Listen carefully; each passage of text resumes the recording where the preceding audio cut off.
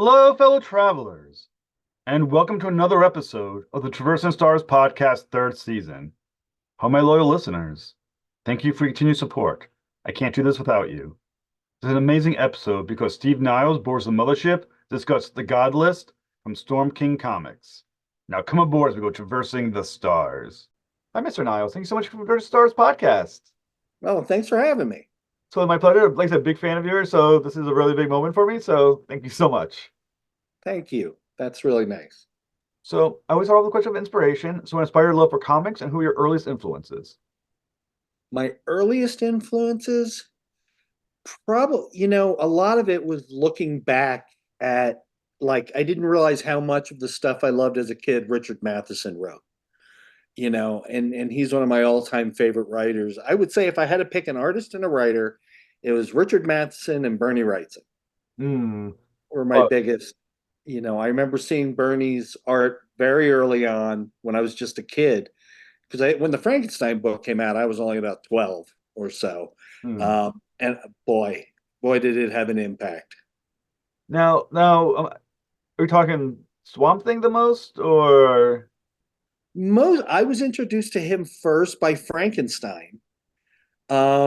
And then I had read stuff in Twisted Tales when that came out. That was all the stuff that was happening about my age. And then I went back and discovered Swamp Thing. hmm. So, and Bernie's one of those creators, once you discover him, you've got to see everything. So I have I have about this much on my bookshelf of Wrightson. Now I don't know if this is a fun fact, but it's a fun fact for me. I'm a huge autograph collector. I wallpaper my walls with autographs. My very first ever autograph with Bernie Wrightson in Toronto. Oh, So that was like one of the biggest moments for me. I got his autograph. It was very, very cool. he was such a sweet guy too. And his art is, I mean, I think comic books have become more respected as the years have gone on and as an actual art form. However, Wrightson, I think, looked like art well before comic books were appreciated as a piece of art. Yeah. Stuff was so perfect and intricate. It was one of those early stuff where you could just see a panel and you just felt like the story was being told like right at that exact in all that one panel. He just puts so much.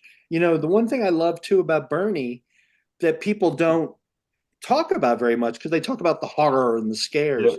He had an amazing sense of humor Hmm. in his artwork too. If Really? you look back at a lot of his pieces, one of my favorite pieces is a vampire being stabbed by like five guys. Like they're holding him, they've got spikes going through him, and it's called Taking No Chances. That's awesome.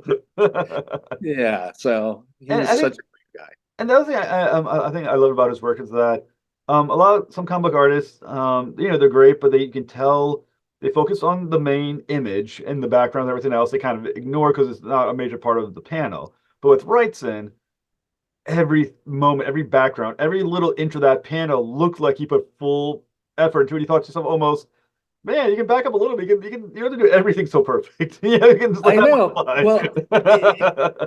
when we used to work together, he did a 30 Days a Night cover, and Hmm. it's just vampires running down a sidewalk along these sort of rickety fences. Hmm. The fences are so beautiful. Hmm. Like you're saying, I mean, he put as much work into the vampires as he did the fence, Yeah. you know. When you're working with an artist, you got to work with Bernie Wrightson, which I mean I would love that. Um, when you're working with someone at that level, from a writer standpoint, does that change your writing? Because Oh do you yeah. always feel like I gotta make something worthy of something that this artist is gonna want, can draw? Well, it was so funny because the first thing we did was City of Others, fairly serious, story about an assassin who becomes a vampire and falls into the monster world. After that, we did pretty light stuff. We did like Doc Macabre and Dead, She Said, and The Ghoul, which all those are, there's a lot of comedy, very light stuff. And then, of course, we finished, with Frankenstein Alive Alive. But Hmm. with Bernie, I didn't go into a lot of description. There's some, when I don't know an artist, I describe everything. Hmm. But with Bernie, we sort of developed a shorthand, and like you said, I mean, he's gonna come out with no matter what I write, it's gonna look beautiful. Hmm. So, yeah, we used to play Scrabble every Friday night, and we would just talk through the game, and all of the books we did came out of that. That's awesome, and I think that's also kind of cool that you did like later material together because honestly, people who know you, they know you as horror, hardcore horror, Wrightson, hardcore horror. Kind of interesting you guys come together and do something on the lighter side. Exactly. It's so out of character for both of you on some level. Yeah, Bernie just wanted to have fun, and so did I. So we did. It kind of reminds me of a story. There's an artist I got to work with. One of the few professionals I've got to work with, Charlie Adler, who did so many of the Oh Walking yeah. Dead comic books. He did a cover for a comic book of mine, and I remember because Santa, I remember talking to him. I was like, just reached out random. I was like, hey, I have an idea I wanted you to do a cover for me. What do you think? And he's like, and he come back to me, he's like, I can't remember the exact wording he used because this is going back now, God, 10 years. And he said, the reason I'm going to do this because you're the only person to ask me not to ask me to do a zombie comic. Yeah, So I'm I'm going to do it sure. for you. I'm sure. I mean, that's what, that you get typecast. I mean, that's definitely happened to me. I just don't happen to mind. You know, my house looks like a haunted house. I love horror. I've loved it almost my whole life. So, Well, for any listeners not watching the audio, I can just explain that your background looks freaking awesome with the Frankenstein and all that in the background. I mean, it looks like the room that you belong in. Talk to me. yeah, yeah, this is, we converted a garage, painted the walls red. I got all my artwork and all my stuff in here, all my comics, all my books, my artwork, collected all around me. I just, I love the atmosphere when I write. And actually, it's brighter in here for this call. It's usually kind of dark. Well, like I said, you've done some amazing work. The current thing that you're working on, back in the horror world, is called The Godless from Storm King Comics.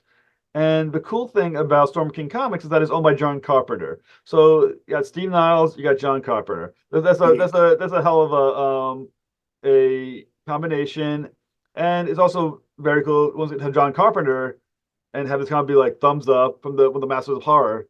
This is and giving thumbs up Yeah. to you saying this is horror in my opinion. Yeah. Yeah. Oh, God. Yeah, it definitely is. That was originated by Scott Hampton.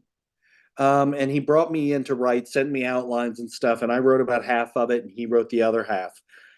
The tough thing about it is it's very hard to talk about without giving everything away. Hmm. So I'm really hoping people will just dig it. It's a very, it's definitely horror because it's very twisted. So I'm really hoping people will like that. Along with I've got another new book coming out called The Killing Hole that I'm very excited about. So I think it's kind of interesting that you're saying that talking about it is very easy to give away spoilers. So because we're going to talk about it and probably accidentally give away some spoilers. So I'm going to toss some questions. If anything is spoilerish, feel free to dance around it. And then we can also go and talk the Killing Hole as well. So Story Center in Godless, which is a fantastic title. So it got me curious and wanted to talk about it.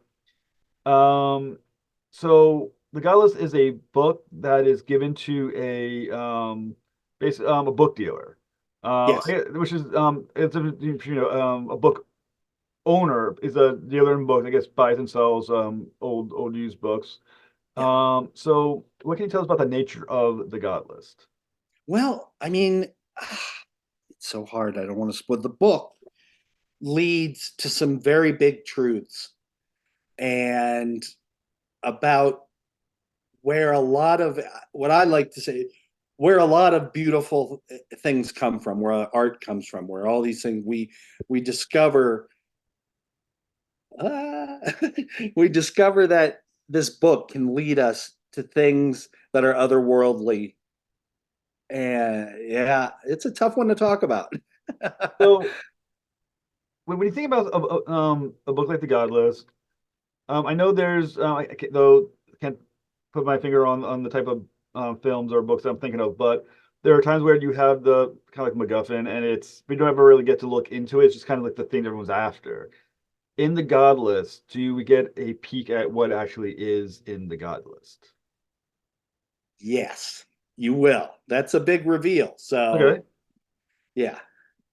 Um, and like I said, let me know the spoiler. So the primary protagonist, from my understanding, is a book dealer named William. Yes. Now he comes possession of the God list, the book, the God list. And the nature of things sometimes like this is that sometimes it's happenstance, and sometimes somehow fate is involved, and he's the exact right person to have get hold of this book. Right. So, in your opinion, as the writer and the god of this book, you are the god of the god list. Is it happenstance that it just happens to be the guy who has it, or is he the exact right person to have this book? I think now I'd love to hear what Scott thinks. But I think it's just happenstance. I think he's at the right place at the right or the wrong place at the wrong time, depending how you look at it. So yeah, How much agency does he have in what follows from once he gets the hold of the book? How much agency does he have in what comes after, or are things kind of moving him through the story? there's a little bit of detective-y stuff going on, so he is seeking stuff out, but a lot of it comes at him. So, once again, having the book, Godless, and does he know the nature of the book once he gets it? It takes a while for him to learn what's going on. I won't be giving away too much because when he first opens the book, it's blank. Okay. Yeah, so he has to go through the journey to make it more of a something that he can see. Is there a reason why he feels it's important to do what he does? Because I mean, I must admit, like someone gives me anything, I'm gonna be like, well, life is hard. I don't want to partake because my life is kind of nice the way it is. Yeah. Well, Is I there a think I was just gonna say I think his life isn't so great. okay? He's bummed about business because he runs a bookstore, Yeah, which isn't easy these days. yeah. Um, so I think he's looking for something. So I think that helps lead it along once he finds the book. He's willing to take on something new, you know. I think that's so cool. I will say one thing that places I do love going to is old bookstores. Like when you get to that nice old bookstore, especially ones that aren't or that nice looking, kind of want ones a little dingy looking, and you want the books that kind of creak when you open the pages because they're Yeah. so crisp. I mean, how fun is it to kind of just think about what this place was going to look like? Well, that's what's really funny is, I most of my jobs before I was a writer was working at bookstores, That must have been nice. old bookstores, and so I used a lot of that, in there. Like I would love to own a bookstore, but I can't imagine there's a lot of money in books. It's only Not old books anymore. anymore. I mean, we used, when I was in my teens, we did really good. I worked at a bookstore called Idle Time Books in Adams Morgan in Washington D.C. And it's just like a two-story, like and every day new books would come in, and I'd have to, my job would be to sort of work them into the shelves and find books for people and all that. I loved it. I loved it. I don't know. This is it's sort of an topic question, but I'm going to ask it. Do you remember? Was there a particular book that came past you that you thought, "Oh my God, I'm holding this book"? Oh yeah, there was a Harry Clark illustrated Edgar Allan Tales of Mystery and Imagination, Edgar Allan Really? Poe. And I remember when it came in the store, and I still have it to this day. Oh, that's awesome. That's Yeah. awesome. I like I said, I love I think my oldest book I have is I think I have the Lays of Rome. This was this little red book. Oh It was yeah. pretty thin, and I think it was from 18, God, it might have been 1840s almost, 1830s. But it's this because it's a book that was sold that when you pop it open, the pages literally are just like coming out. Because Yeah. that's how oil was. So it was wrapped in a rubber band. I Yeah. just remember how Yeah. cool it was to have. I love that. I love old books. I love old Hmm. comics. I love old books. So, what possibly can motivate William to get out of that nice bookstore, which I'm assuming I will say this might just be an assumption, but a book dealers I imagine are not the most adventurous, necessarily social individuals.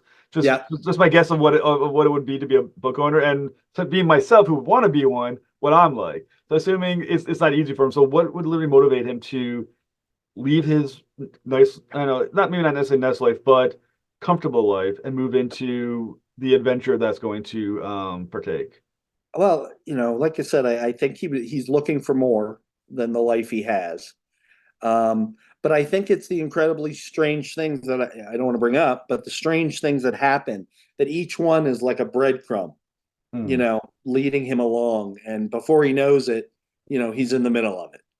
Now, would you say it's more self-preservation, mystery, or morality that excites him most about this? I think it's mystery. Mystery? Yeah. It just sounds so cool.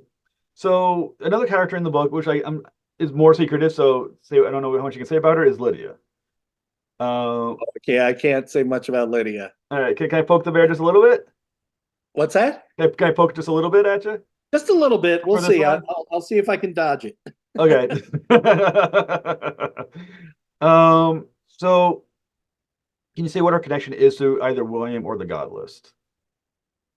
Oh, she's not really connected to William until, they come in, but she is very connected to the God list, and that's probably even giving away too much there.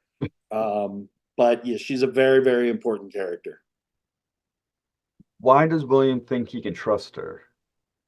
I don't think he does at first. I think Okay. it's like anything else. Everybody has to earn their trust.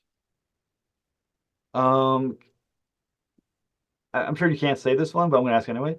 What does she care about the God List? um, yeah, I think that's one I'm going to leave for the Raiders. Yeah. Okay.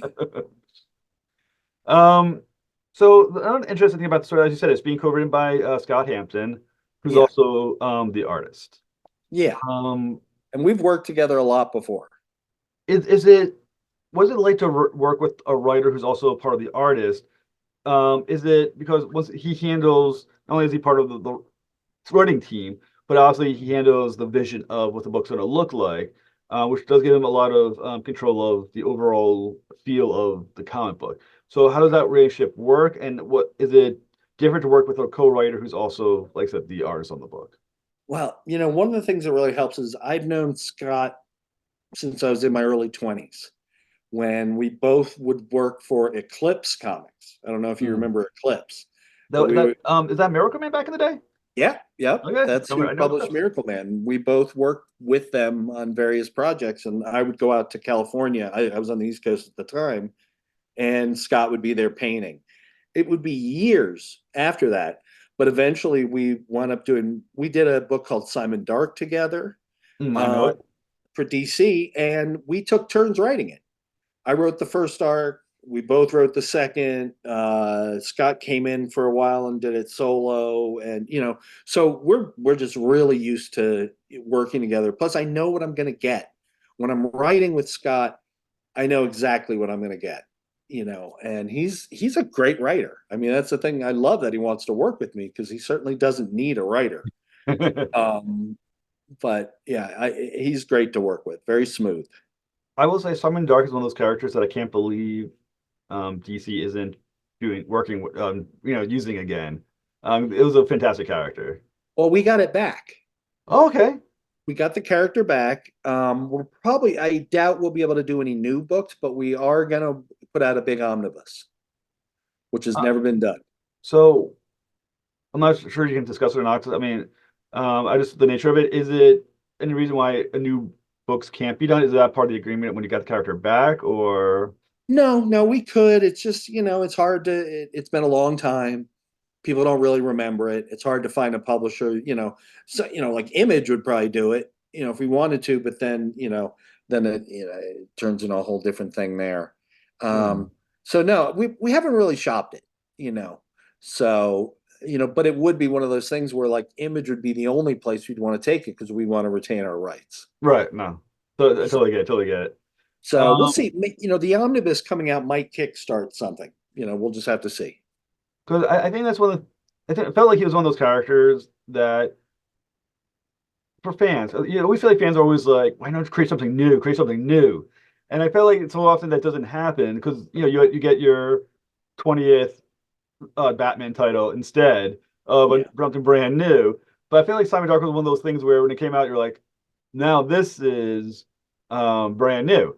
Yeah. I do think it was it was from Gotham City though, right? It came from it was Gotham City that he appeared. He lived in Gotham, and the challenge was not having Batman show up.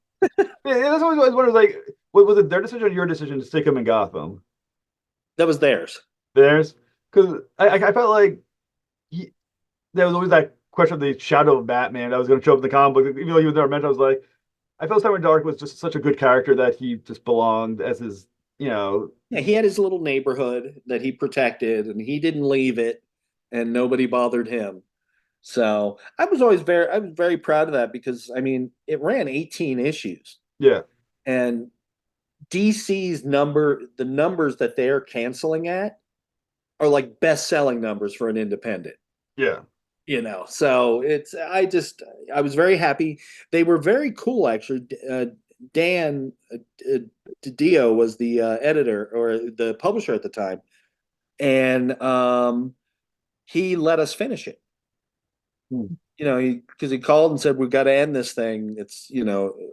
So he gave us enough notice that we were actually able to wrap it up, Hmm. which is really nice because boy, I've had those books, that I, as a reader and a writer, that just get cut off. Yeah. Oh, horrible feeling. I know it. At least a comic that I had written I've not had a chance to finish, and it killed me inside. I'm just like, oh man, I want to finish that book so bad. Yeah, But comic books are hard economic. They're a hard economic medium. it is. It's very tough. It's always been tough. Yeah. Mm. But like I said, I think Simon Dark was a great character. So going back to the God list. Um, so having knowing that in the story he starts off I believe in New York. He goes to I believe Italy, Germany as well. Maybe an artist on like Scott Hampton. How does the locations become a character? Well, that is the half that Scott did. Okay. I did the first half. He did the second half. So what was the question? I got to answer for Scott here. Okay, so how do the locales become part of the become a character within the text? Well, they're very important because this is where we find things that are related to the God list. Okay. Things that are on the God list are scattered all over the world. So, Now, since you mentioned Italy, we're talking the Vatican. Are we talking the Vatican or are we talking Italy? Italy. Italy. Yeah. Okay. I'm This just is thinking about more likely museums than the Vatican. gotcha. Yeah. Because in my head, I'm just going through like the importance of the location. I mean, obviously New York, we know the history there. Italy, I think either Rome or Vatican. Germany, well, we know what we usually comes to mind when we think about Germany. Yeah. Yeah. Um, how particular are the locations themselves to what happens? Is it just where something happens to be in those countries, Yes. or is it something about those countries historically that makes them where the gala shows up? It's items that are there. Okay, Yeah. can you hint at what those are? If I say it'll ruin it all. Okay, now my memory is that my knowledge is that the Godless is a graphic novel, correct? Yeah. Yeah. Most of Storm King stuff, they're doing graphic novels. So when you're writing a graphic novel, obviously different than a comic book, is that when you're writing a comic book, it comes out in, let's say, 5, 6, 7, 18 issues, and each issue it releases has to have some sort of story to be told and a cliffhanger at the end. A graphic novel is the full story, the whole thing's going to exist. How does that change how you approach the writing when you know it begins and ends all in that one book? It changes a lot actually. I just wrote another one that came out to 100. It's 129 pages, which normally would be about 6 issues. There are none of those cliffhangers. I don't have Hmm. to. There's always a thing when I'm writing, 22-page comics. About page 18, I start to panic. Because I'm like, oh, okay, I'm just trucking along, and then you realize, oh, I got to do a cliffhanger. I've got to do something that leads to the next issue. When you're writing a graphic novel, you don't have to do that. I mean, I Hmm. still do chapters and things like that, but you just do scenes, scenes all in, and you don't have to worry about those cliffhangers, which I think sometimes when they're collected can really read oddly, Yeah. because a lot of times comics will end and begin on splash pages, Yeah. and when that's collected, it's very strange looking. So I'm actually I like writing just sort of continuously. I, Sort I I totally get that. One of I don't have a lot of graphic novels or trade paperbacks. I usually buy like individuals, but one I had was Batman Nightfall, and which to me was I actually got to teach it a few times when I was teaching at a different school, which was kind of fun. But I do remember how weird it was sometimes the beginning and ends of each comic book. You're like, okay, well that's the cut. They show the cover as you read it, what the cover would be there, and you kind of restart. I'm just like, it has a weird flow at that point. it reminds me of when you watch a show on Hulu and all the commercials are cut out, Yeah, but they still have the fade ins and the fade outs. yeah, yeah, yeah. Yeah. So Or Netflix and trying to binge a show, but yet it still stops with the credits. Pickle seconds yeah, pop up, and they go through the song. You're like, if you're gonna watch it as a binge, how about you just cut out the music, cut out the intro, and just make it the full like 8 hour story all at once. Just exactly. put it out there. Yeah. So that I mean, so for the God list, I mean, I could guess at who the antagonist of the story may be, but can you give us some hints of who the antagonist of the story may be? Well, I'll just say somebody otherworldly. I'll leave it at that. Biblically otherworldly? What? Biblically otherworldly? Yes, biblically otherworldly. So how when you're dealing with things with that power level or that otherworldliness to it, how difficult is it to make the character, I don't know the right word, tangible enough so as a reader you can kind of like grasp the hold of what the character is? Well, that's always, I mean, that's the challenge with every story.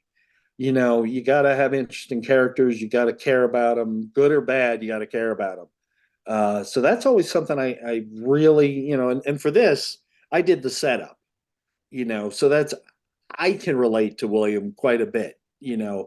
I can't imagine what it'd be like to work in a bookstore these days, just nobody reads, Mm. so I thought that really set him up as sort of, he's an outsider, he's kind of lonely, and he's, I think, craving change.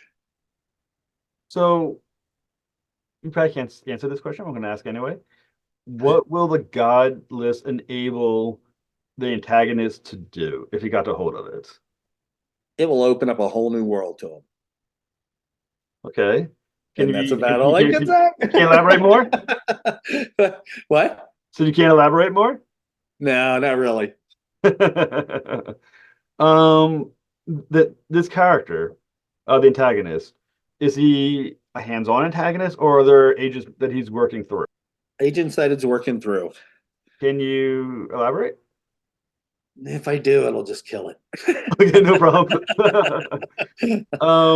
So so the book is coming out um soon. So when is the release That's of the book? July. I think the end of July. The end of July? And it's going to be distributed through Diamond. I know Storm King said new graphic novels. Are we talking like bookstores as well? How will Bookstores, they get hold of it? Sandy does an amazing job, Sandy Carpenter, and she's been getting these, they're getting in bookstores, they're getting in comic stores. People can order directly from them. They do a lot of conventions. So there's always conventions. And actually, I'll be in San Diego to promote this and Killing Hole. Very cool. So what can you tell our listeners about the Killing Hole? I'm really excited about the Killing Hole, actually. It's very different for me. It's probably one of the few things I've ever written that has no supernatural elements whatsoever, Really? but is still horrific. So So, horrific. We talk about horror. I think nowadays there's a lot of idea. Horror has kind of, I think, has kind of branched off a lot recently. I mean, far as back in the old days would be more like slasher horror. Now there's yeah, horror, there's body horror. There's a lot of that kind of stuff. What kind of horror are we talking? very real world horror. Very, I can, this doesn't give away too much, but it's, what if you discovered somebody close to you was a budding serial killer? Ooh. All right. Yeah, So he hasn't. So he started killing or not yet. not yet. So that's kind of interesting. So when we talk about the budding serial killer, um, is it how is the story developing on trying to stop him, or is it trying to reveal it? Well, it's What very, kind of, I'm sort of telling it, it's very day in the life. Did you ever see a movie called Over the Edge? I have not. Long time. Matt Dillon's first movie about it takes place in the late 70s, just like Killing Hole. And it actually takes place in a planned community, which is where I grew up in Virginia. I grew Hmm. up in a community called Reston that I think was owned by Gulf or Mobil. I mean, it was actually like the town was owned. So it was a very strange place to be as a kid. So that's a big character in the story, actually. You know, So as you said, so the character that's the serial killer is a family member of the protagonist, no, friend. friend. Because I think it's kind of interesting because when you have either a friend or family, so that kind of thing, someone that you know well, I find it's probably hard to believe the person would actually do anything that is that extreme. Because I think we just assume everyone is basically normal, and to think that someone would kind of break that human society contract, and go to the next level is hard Yeah, thing to buy into. I mean, as someone that as the person that knows the person, you're like, well, that's what everyone says on the news. I couldn't believe that person would do something like that. The person yeah. seems so Well, that's they nice. always the neighbors. Hey, so Right, right, quiet. right. You know. So as a friend, is it how hard is it for the friend to buy into the possibility that this person's going to kill somebody? It's very hard. I mean, it's really, really hard. He doesn't, he keeps brushing it off. He keeps thinking it's you know, just his crazy friend being crazy, and then, but it's as he talks and, things start to come out that just make the whole thing more intense. So I also kind of feel like, and once again, I may be wrong on this, because I haven't had an opportunity to read it yet, that you're kind of a little bit in that, sort of like the would you kill Hitler's baby, Hitler as a baby if you could stop him from doing all the horrible things he's going to do. He hasn't killed anyone yet, but he thinks he's going to. So at what point are you thinking I should intervene and do something to stop him, even though he has not yet done the thing that would make it wrong? It's when the talk and the actions get more and more extreme. Okay. That's the one thing. I mean, this is very much like, do you remember River's Edge? Yes. So that's a great, sort of, the vibe of that is very similar to the vibe of Killing Hole. That sort of thing, like their best friend killed somebody. I mean, I think River's Edge is even is pretty sick movie, just because all of the friends don't talk, don't say anything, Mm, and I'm doing the opposite of that, where, Stuart has a conscience, and he knows that his friend is just heading in the wrong direction. mm. But a lot of the story is, about the discovery of their friendship too. It's one of those things, when you meet somebody at the bus stop, you know, I guess that still happens. Uh, it was so great because some of the artwork in there, we did a shot of all the kids hanging out, waiting for the bus. And I was just looking at it, I'm like, God, what's different? I was like, oh, they're all up, all their heads are up and they're Mm, looking at each other. They don't have phones. It's 1979. Nobody had mm. phones. So it's very different, very different for the kids then. So, so when you think about, you said the protagonist's name is Steven. Um, when when you know this, or you feel this person's going to do something, one issue that you have as well is that, as I was mentioned, they haven't done anything yet. So how can you intervene on a situation before the person has done? Because the police technically cannot get involved on a supposition of a crime. You Yeah. can't arrest someone for thinking horrible thoughts. So Yeah. what are his outlets or on how to potentially deal with what he thinks his friend is going to be? Well, it starts off with just talk, but I don't want to give away too much, but he does go too far. Hmm. He goes too far, and Stewart has to face the facts.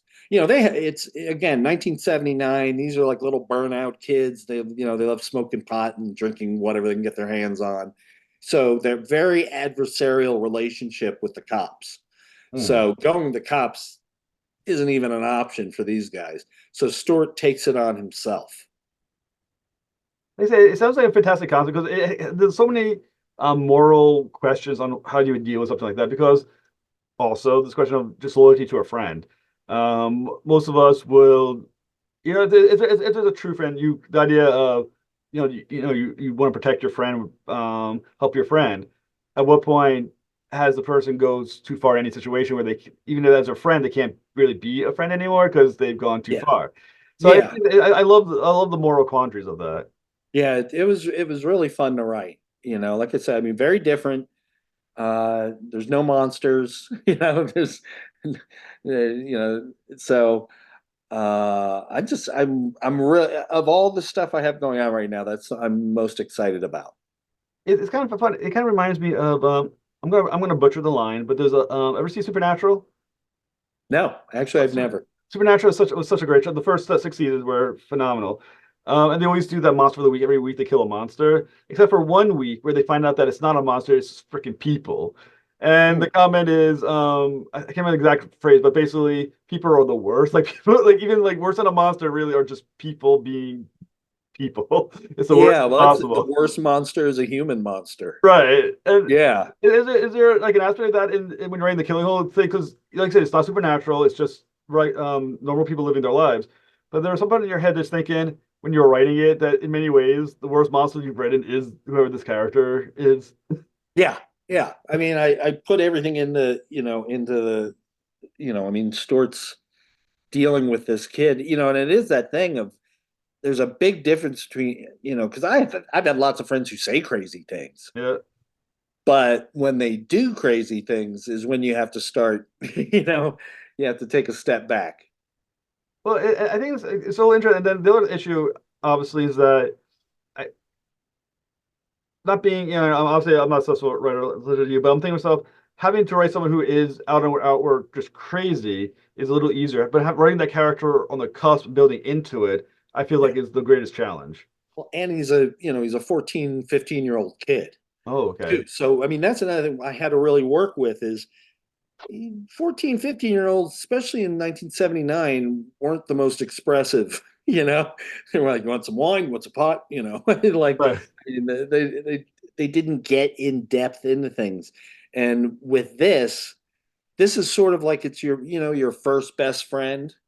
Yeah. So they're opening up to each other, and discovering and saying things they would. So there is a real friendship, building there. And then as the friendship builds, Stuart becomes more and more suspicious. Is it hard? Was it hard to write? What's the name of the antagonist, if you don't mind? His name is Peter. So when writing Peter, and once again, obviously you're someone who says I don't know the full story if he becomes eventually a serial killer or he's, as you said, moving towards that.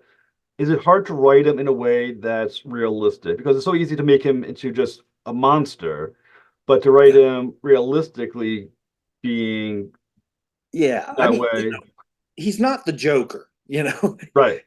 you know. So it's all very subtle. It comes out through anger. It comes out through some of his actions. Uh, it was very difficult. It was Stuart was kind of easy to write because I am sort of semi autobiographical. Peter is the amalgamation of about five people that I knew. Oh You wow, know, okay. I'm sort of taking the worst features of So Aaron, making this one kid. so none of these people were actually serial killers that you're borrowing from, No, nobody actually wound up killing anybody that I know that you know of. of. Whoever's watching this, please check their basements now. Exactly. Were there serial killers in real life that you're borrowing from in developing Peter's serial killer habits? Not really. I did as a teenager. I was really into true crime and all that stuff. I used to read about serial killers all the time. And then I kind of grew out of it. I think I grew out of it because now my wife loves to watch true crime, and I'm like, like I don't want to hear this. Oh my God. That's awesome. So The Killing Hole is a is one graphic novel. Uh, Is it one graphic novel with the potential for a sequel as we develop it it's slightly? pretty it's very self-contained. About how many pages? 86, 86. When is it coming out? July 10th. July 10th. If possible, after it comes out, can we talk about it? Oh my God, I would love that. Yeah, I would love for you to read it, and Uh, I'd love to hear your thoughts. I would I love to do a deep dive into the graphic novel with you. It sounds fascinating, like a great psychological horror slash character study. So yeah, I would love the opportunity. And I got to talk about so many things, because like I said, there's semi-autobiographical elements.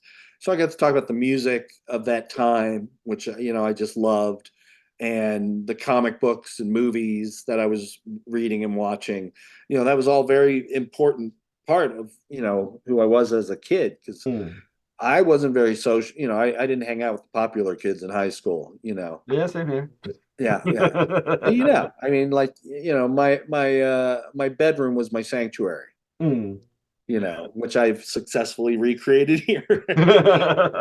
Well, I also like that you do make it clear when you say somebody autobiographical that it's you as Stephen, not autobiographical you as Peter. So thank you Yeah. for making sure that is Yeah. completely clear. Yeah. But there's a few things in there that actually happened. So, Really? yeah. Is it, There I can without giving away, there's one scene that people think I made up, but actually happened, which is the way it goes, where Peter and Stuart are eating at a Roy Rogers and two cops come and sit down and opposite them, and Peter starts antagonizing them. And this actually happened to me. I was like, "Oh God, oh God," and my friend was like, "Enjoying your meals, officer?" And I was just like, "Oh my God, what are you doing? What are you doing?" And then, I just wanted to get out of there. We got our food, I just took our food and we left, and the cops followed us. oh. And my idiot friend ran. He yelled, "Run," and bolted and left me behind. So I had to run too. And the cops caught us and they were just so mad at us, but we didn't have anything. We hadn't done anything. Right. I was just so mad at my crazy friend, you know, for making this whole thing up. That's So awesome. I put that in the comic as a scene. Oh, that sounds awesome. Like I said, Mr. Niles, when it comes out, like I said, I'm gonna make sure I read it, and then we can talk about it. And I want to thank you so much for doing this with me. Oh, thank you so much. It was really fun. Thank you. Like I said, have a great night, sir. And like I said, greatly appreciate it. Thank you. Thanks so much. Have a good night. You too. Thank you for listening to another episode of the Diverse and Stars podcast. Do something better with the algorithms? By liking and subscribing. Be sure to remember the next episode when Sanford Green boards the mothership, discuss Doom from Marvel Comics. To next voyage, travel on.